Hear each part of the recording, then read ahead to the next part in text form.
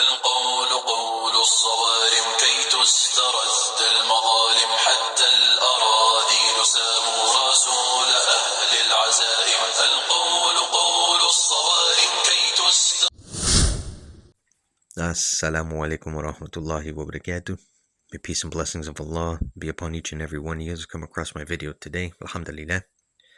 Today I wanted to share y'all a story that I had come across when I had first accepted Islam and I was seeking knowledge, and I had a few people who had helped me, a few teachers, if you will. And one of them had shared a story with me about his teacher. And that's what I'm going to tell you today. Now, his teacher was a Somalian brother. His name was Muhammad. Muhammad al-Ashr is what he knew him by, and everybody called him Muhammad al-Ashr.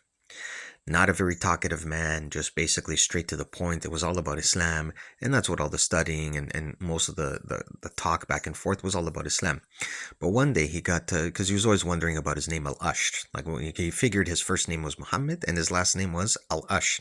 So because in Arabic, al-Ashr literally means the 10th. Like first, the second, the third, the fourth. So the 10th is al-Ashr. So he figured that his name was Muhammad al-Ashr, as everybody called him. So one day he got to talking to him and he said, I really want to ask you about your last name, al-Ashr. What is it? Muhammad al-Ashr, is it the 10th tribe? Is it the 10th district of your area? Like, what is the 10th, right?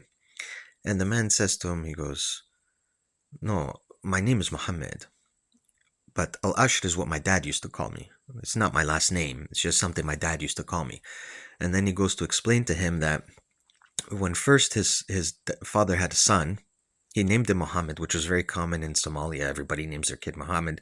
Their son's Muhammad. So he named his first son Muhammad. But then he had a second son.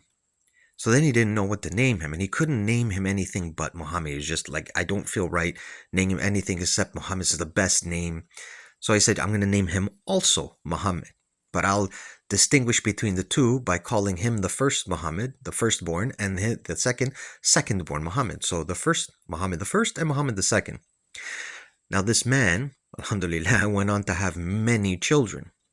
So by the time it got to this particular Muhammad, he was the 10th born son. So he called him Muhammad al-Ashr, Muhammad the 10th. And that's how his name came to be. His name was not actually Muhammad al-Ashr.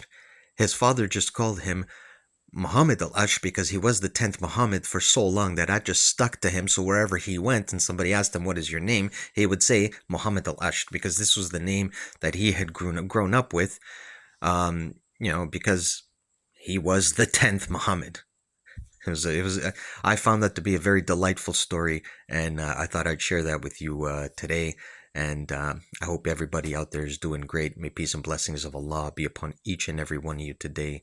Assalamu alaikum wa rahmatullahi wa barakatuh.